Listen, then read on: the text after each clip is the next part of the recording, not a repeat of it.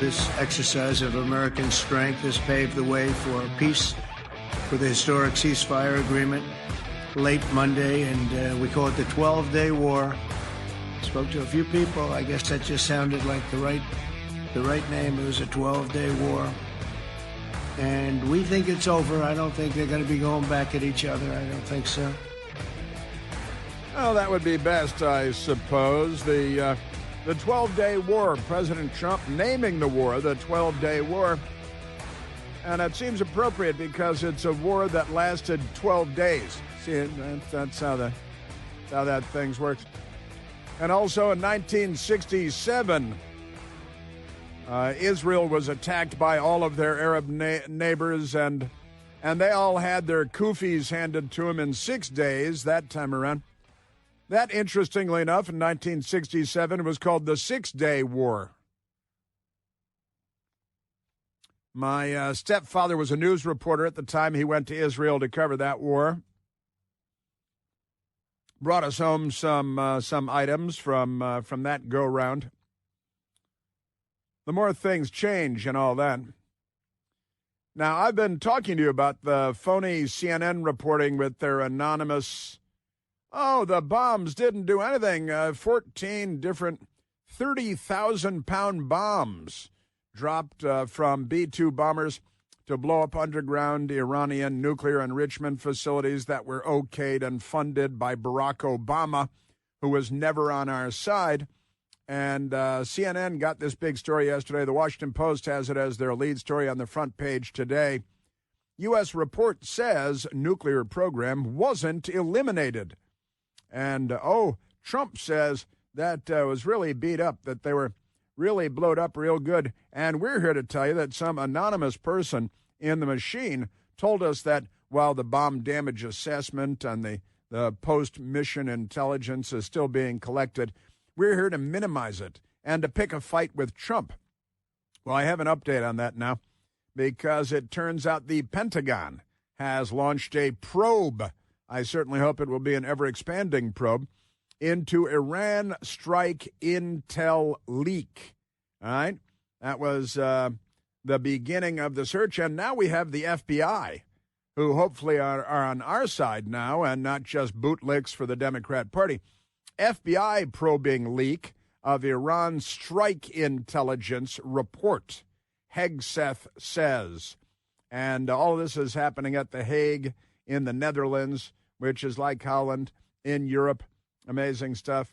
Hague says FBI is probing leak of Iran strike report. The Wall Street Journal is also reporting now.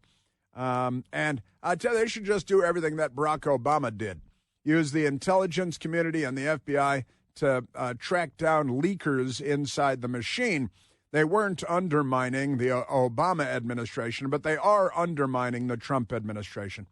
And when caught, many of them might actually face prison sentences because leaking highly classified information to CNN and the Washington Post is technically a felony. And they should be caught. And the roadmap is there because Barack Obama investigated everybody. James Rosen at Fox News, James Risen at the New York Times. They spied on the Senate Intelligence Committee and stole all their emails so they could lie to them in hearings, and then they lied about it under oath. John Brennan and others, pathological liars. And a Communist Party voter, John Brennan. Penitentiary face. You know, that's the thing about them. Isn't it amazing? Yes, it is.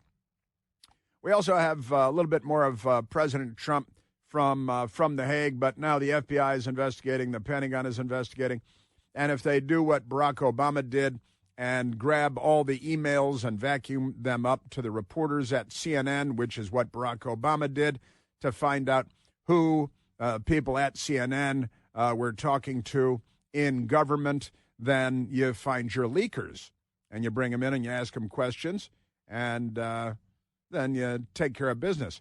And it would be good to stop the political leaks, at least, from all the hacks. President Trump at The Hague for the NATO summit, and he is not liking CNN at all. He doesn't like the New York Times much either, but he really doesn't like CNN. And the New York Times, they put out a story that, well, maybe they were hit, but it wasn't bad. Well, it was so bad that they ended the war. It ended the war. Now, the fact is the Washington Free Beacon, a real newspaper, unlike the Washington Post in Washington, D.C., they've got their sources provided a very different take because they're not being sabotaged by left-wing machine Democrats inside the government, the deep staters. UN nuclear watchdog chief, quote, night and day, end quote. That's the difference between Iran's nuclear capabilities before and after the U.S. strikes. Now, this is the head of the International Atomic Energy Agency, the IAEA.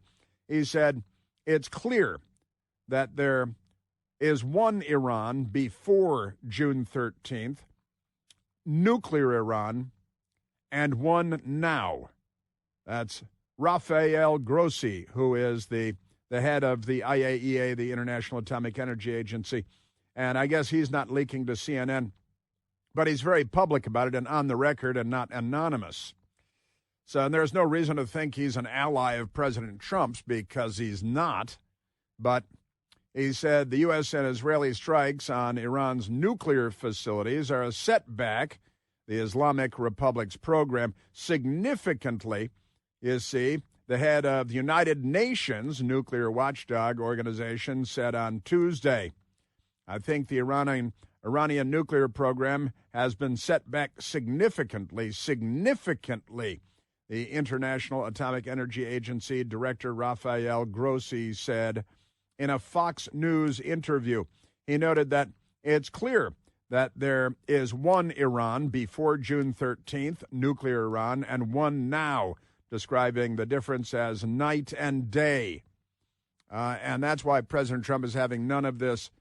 Again, not a Trump ally, not a U.S. ally, but President Trump in The Hague now, and he's annoyed, and understandably so, with these phony news reports based on very early preliminary and intelligence assessments, which also say that these assessments are provided with what they call a low level of confidence, and that is the lowest level of confidence you can get in these assessments. So wait until we have a complete intelligence assessment and bomb damage assessments. Oh, fake news, CNN? Oh, yeah, here we go. Wait till you hear this question. Thank you, sir. You should really say how great our soldiers and our warriors are. I think everyone appreciates our soldiers and our warriors. I do have two questions for you, Mr. President. You Caitlin just cited Collins. Israeli intelligence on these attacks. Earlier, you said U.S. intelligence was inconclusive. Are you relying on Israeli intelligence for your assessment of the impact of the strikes? No, this is also Iran made the statement. And it's also, if you read the document that was given, that Pete can talk about if you'd like, the document said it could be very severe damage. But they didn't take that. They said it could be limited or it could be very severe. They really didn't know, other than to say it could be limited or it could be very, very severe. And you didn't choose to put that because it was very early after. Since then, we've collected additional intelligence. We've also spoken to people who have seen the site, and the site is obliterated. And we think everything nuclear is down there. They didn't take it out. Okay, question? Please, go ahead. Caitlin Collins, CNN. And are you depending on Israel? Well, Israel has excellent intelligence, generally speaking, and it's one source, Israeli intelligence, Mossad and beyond. It's one source, most certainly. But these people, I'm telling you. CNN yesterday was very excited with their Natasha Bertrand, who might be a Soviet agent. Natasha, you know Natasha and Boris Badenov, and they could be up to subterfuge here. CNN yesterday downplaying. The Defense Intelligence Agency has assessed that the core components of Iran's nuclear program are largely intact, and that Iran's nuclear program has essentially only been set back by months. Only set back by months, and then they'll be back at it. But weren't you guys busy telling us until a couple of weeks ago that Iran had no interest in nuclear weapons and that they were just digging underground bunkers 300 feet below mountains because they're very interested in nuclear energy, even though they're one of the most oil-rich countries on the planet, or nuclear medicine because, all the medical breakthroughs that come out of Iran. And they were going to, what they were going to do with the nuclear medicine?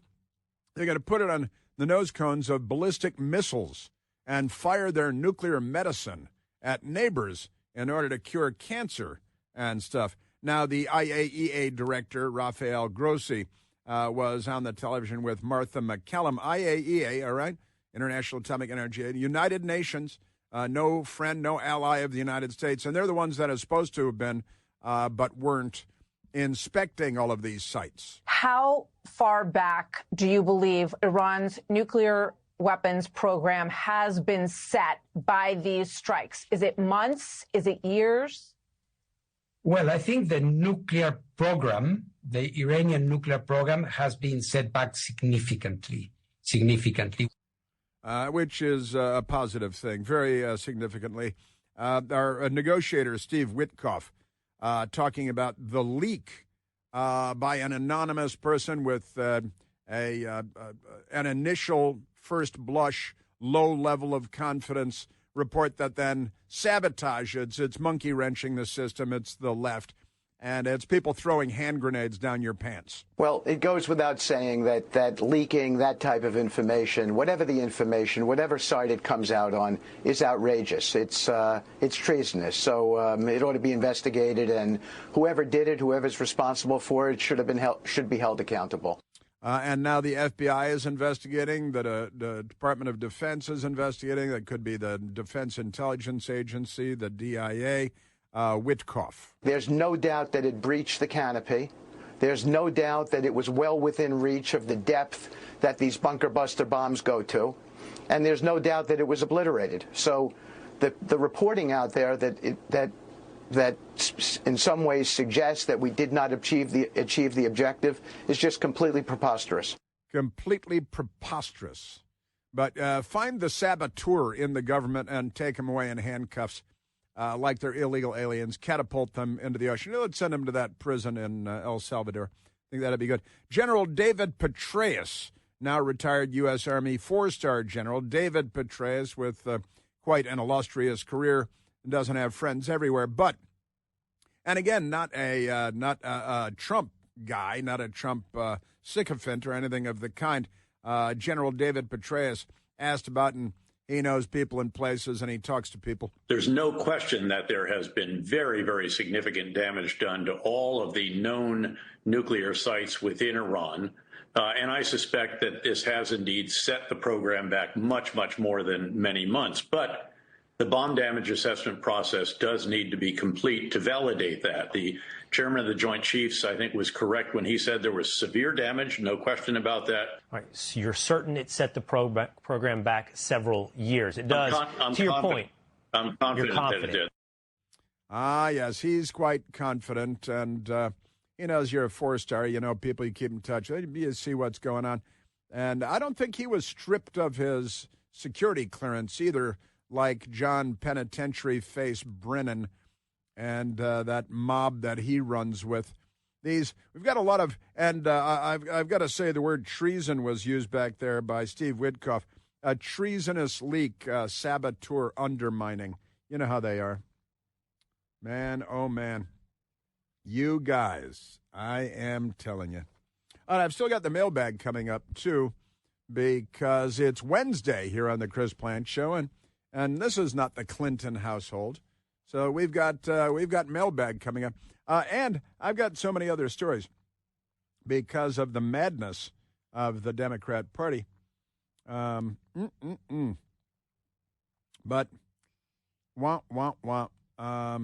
and President Trump being praised all over the place, but not by the American news media. The Statue of Liberty, Lady Liberty now, wearing a full-length black chador like she's under the control of the Islamic Revolution. Isn't it great?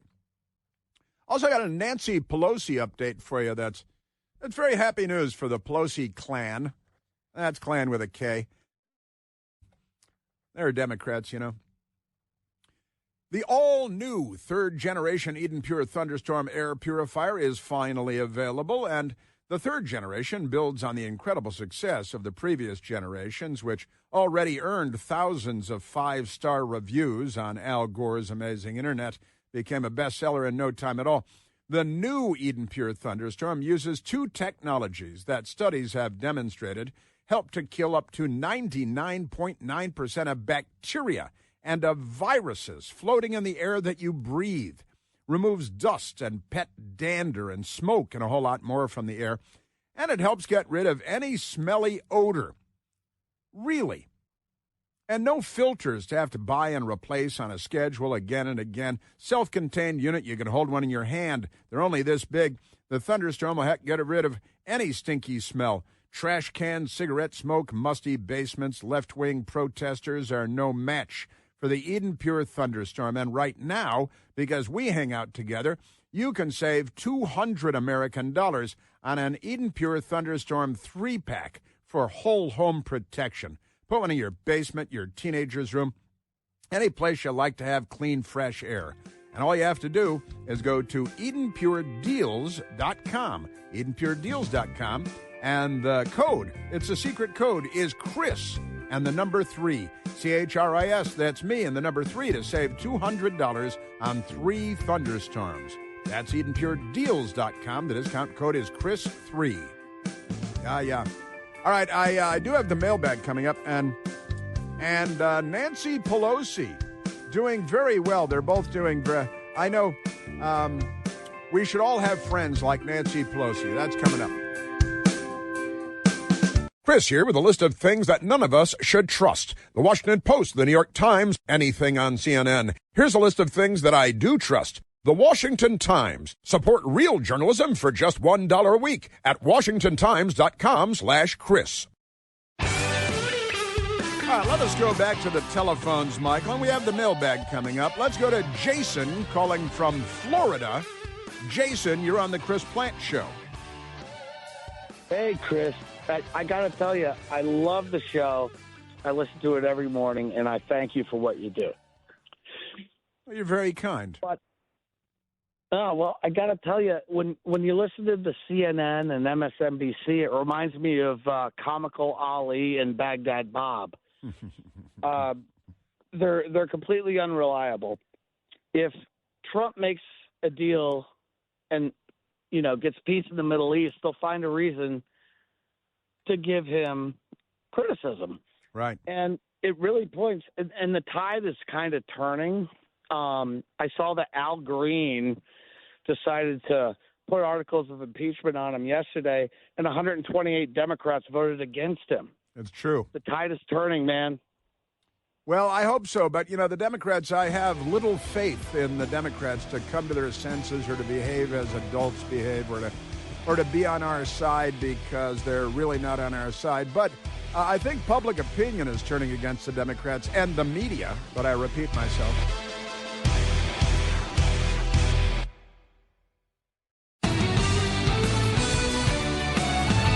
Nancy Pelosi is a brilliant woman. What a genius is she. Turns out we got some new information about Nancy Pelosi's business acumen, or acumen, which some prefer. Nancy Pelosi's autopilot portfolio tops $400 million with 120% peak gains. She does so much better than Wall Street. She does so much better than the Dow Jones Industrial. She does better than any hedge fund manager anywhere. 120% increase. She's got 120% gain at the peak of her winnings. She holds NVIDIA stock, Tempest AI, and she, these calls since January. Nancy Pelosi has amassed over $400 million in assets. Government salary, that's pretty good. Following her trades on the autopilot platform, effectively creating a personal mini hedge fund. According to the co-founder of Autopilot, Chris Josephs, and the team behind Pelosi Tracker, the portfolio has achieved peak performance gain of 120%. Sure, that's pretty good. And a 54% increase in 2024. So if you had, $100 million in 2024, she came out of it with $154 million because she's just a brilliant investor. Significant holdings in major technologies. I'm thinking defense contractors benefiting too. NVIDIA, Alphabet, Apple, collectively referred to as the Mag 7, like the Magnificent Seven. In addition, Pelosi has taken a notable position in Tempus AI, which is TM, purchasing call options for $15.15 in January for over $75,000. Despite a 17% decline in that stock's price on May 28th, the stock remains 44% higher since her purchase. Wow, she is a genius. Boy, that's great. Pelosi is bullish on TEM, the Tempus stock. Just amazing, amazing stuff. Nancy Pelosi, $400 million, and she does the market much better than Wall Street does, on average, than hedge funds do, on average, than the Dow Jones Industrials do, on average, right? Than any of the major indexes do. Pelosi's husband, Pelosi and her husband, net worth balloons to $413 million. $413 million. And Newsmax has the story here. Nancy Pelosi raked in between $7.8 million and $42 million in 2024, bringing her net worth with venture capitalist husband, Paul Pelosi, Maxwell Silverhammer, to an estimated $413 million. The good people at Newsmax are reporting. Isn't that amazing? Gosh, it's good to be a Democrat, isn't it? Pelosi raked in millions last year, and her portfolio outperformed every large hedge fund with stunning returns. I wonder if she's got any inside information. The New York Post writing, she might be the she-wolf of Wall Street. The Wolf of Wall Street thing, the she-wolf of Wall Street. Representative Nancy Pelosi, California Democrat, raked in between $7.8 and $42.5 million in 2024, meaning her estimated net worth venture capitalist hubby now at $413 million. Isn't that great? Eye-popping jump in 2023. Just great. And the New York Times has no interest in this. CNN has no interest in this whatsoever. Isn't that great? Market research firm Quiver Quantitative, which estimates a single figure based on daily stock values it tracks, placed the pair, the Pelosi couple, the pair's 2024 net worth at $257 million, right? That's in 2024. But now it's $413 million. Boy, that's pretty good investment. Well, I wonder if they could share their advice with the rest of us. Isn't that great? And the percentages of their increases are off the charts, and there are no investors that do as well as she does. What access does she have to special information that nobody else has? Isn't that great? Gosh, hey, congratulations go out to the Pelosi's. Never mind that midnight hammer thing that we all know about. Isn't it great? Yes, sir. Speaking of which, the New York mayoral thing, Zoran Kwame Mamdani. Turns out his mother, he has a mother, believe it or not, and the mother is a filmmaker that has made lots of movies, documentary and dramatic films. Isn't that great? USA Today yesterday did a big story on her. Zohran Mamdani's mom is a famous director. That is a wild overstatement. Nobody's ever heard of anything she's ever done. But in USA Today, she's a famous film director. Yeah. His mother is Francis Ford Coppola. No, she's not. That's ridiculous. Just amazing stuff. It's good to be a Democrat, isn't it? Mamdani is the son of Mira Nair. Mira Nair, an Indian-American filmmaker who's worked with, this is USA Today, A-list talent in her nearly 5-decade-long career. It must be terrible being this oppressed, don't you think? She's known for Mississippi Masala. I actually know that one. That one I know that movie. A cross-cultural romance movie starring Denzel Washington, the great Denzel. Film released in 1991, explored the expulsion, the victimization of the Indian minority from Uganda during the reign of Idi Amin, who was a cannibal, by the way.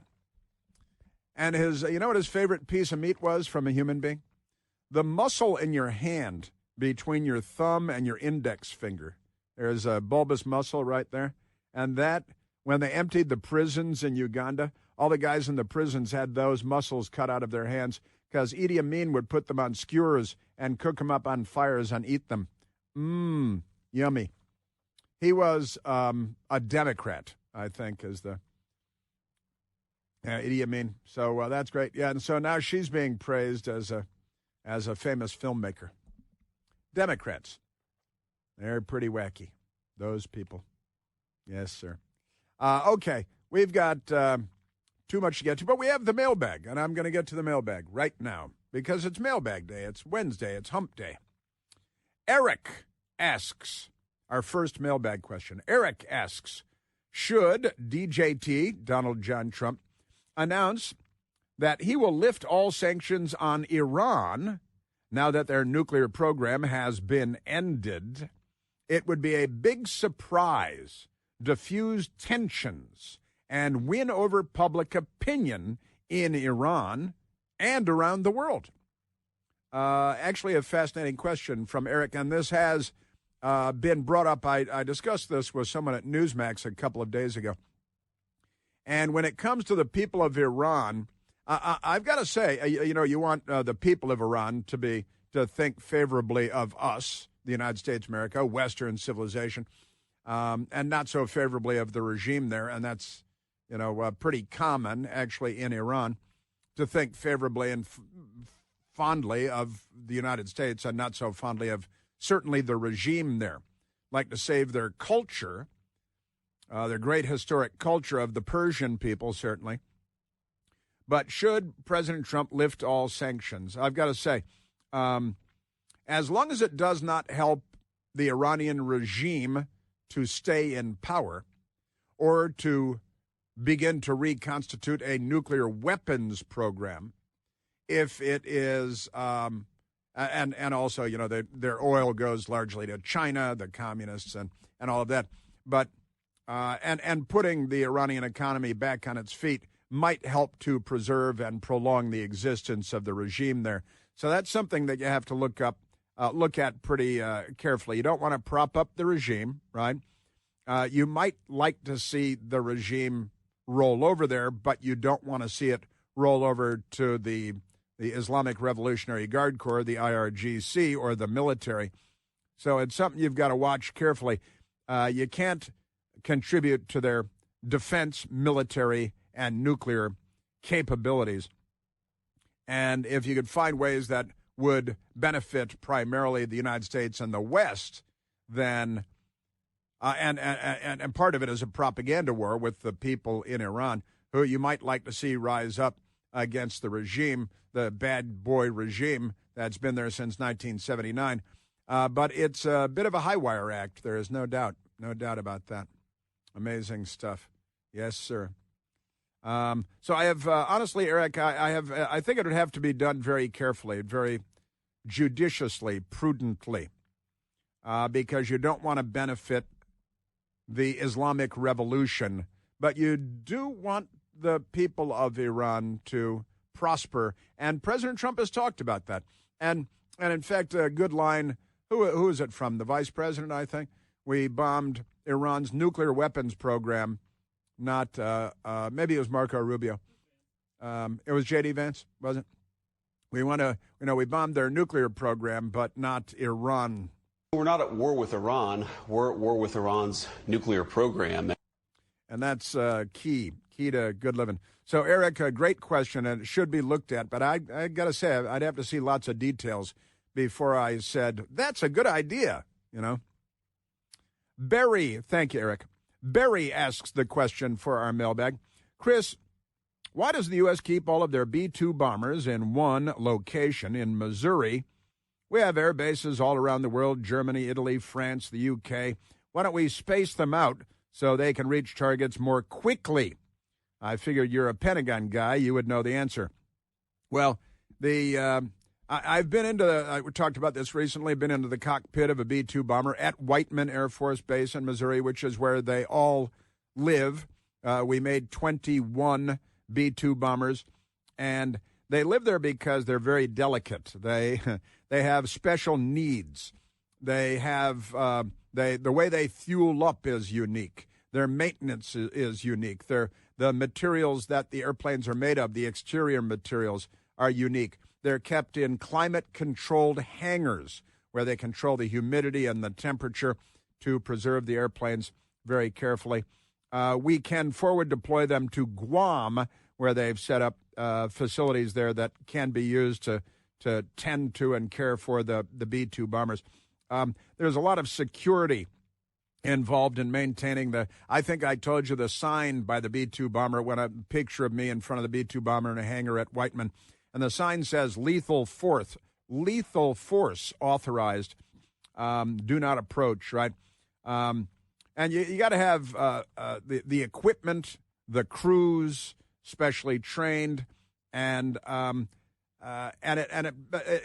very long-range airplanes, 37-hour round trip to Iran the other day, refueling in flight repeatedly, much less fuel being used on the way home because they're much lighter without those 30,000-pound bombs, and that's good for the environment.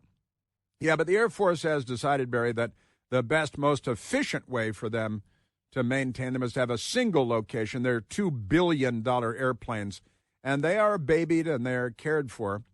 And they're starting to get old, too. And it's very expensive to build the infrastructure elsewhere and to maintain the personnel elsewhere, the ground crews and the flight crews. It's, complicated business. And we don't use them often, hopefully. David asks, with all your years at the Pentagon, how would you find the scumbag who's leaking top-secret information to CNN and MS-13? A good question. I actually kind of accidentally talked about that a little bit earlier. But I would do what Obama did. And I'd use the FBI and the intelligence community to find the emails, text messages, and phone calls, cell phones and office phones. Barack Obama laid out the way forward for this. And I would find who communicated with whom. And I got to tell you, it's like I would find, I've talked about this, the leaker at the Supreme Court. And you get text messages from these young left-wing women who have rich parents and went to Ivy League schools that work for Sonia Sotomayor. And you find the reporter that got the break in the news. And I'd find that leaker at the Supreme Court in an afternoon. It'd be over in no time at all. And quite honestly, doing what Obama did, I'd find the leakers that squirted this stuff out too. FBI and DOD are both looking for the leakers now. This phony bomb damage assessment stuff, and I'd catch them in a minute, no doubt about it. I know how people communicate in these conversations, and I'd catch them in no time. Tom asks, thank you, David. Tom asked, do you think the fact of the matter and at the end of the day are overused idioms? After all, the fact of the matter is, at the end of the day, there will be another tomorrow.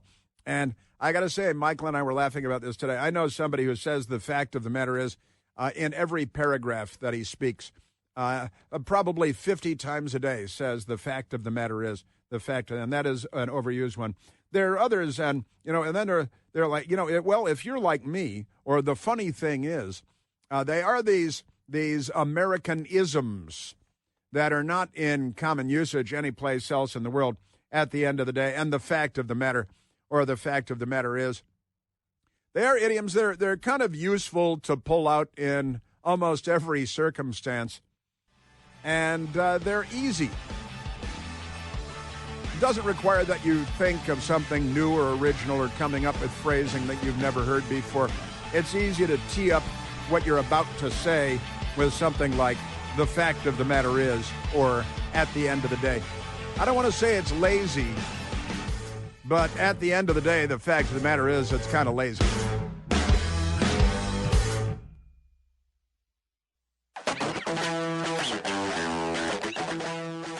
Now, the New York Post has a great story. Rebecca Lobo. She is an ESPN broadcaster and announcer, women's sports, where Democrats want to have men competing. Rebecca Lobo apologizes for America's great comment in awkward ESPN moment. An awkward on-air silence occurred during ESPN's broadcast of the Indiana Fever Las Vegas Aces game after the analyst Rebecca Lobo said, "That's what makes America great." But I want you to listen to this because there's an uncomfortable pause, and then she apologizes. "Oh, I'm sorry. I said that's what makes America great." So they disagree with you. They do, and I disagree with them, and that's fine. That's what makes America great, right, Pam Ward? Pam Ward? I should rephrase that, yes. Yes. I did think opinion are perfectly yes, fine. That's a better way to say it. Sorry about that. Yes. Don't ever say that's what makes America great on ESPN during a women's professional basketball game where nobody really wants to watch because it's not very good basketball. But there it is. The co-anchor Pam Ward was apparently looking cross-eyed at her, saying, "Wait a minute, that's what makes America great? Nothing makes America great. We're Democrats. We hate America.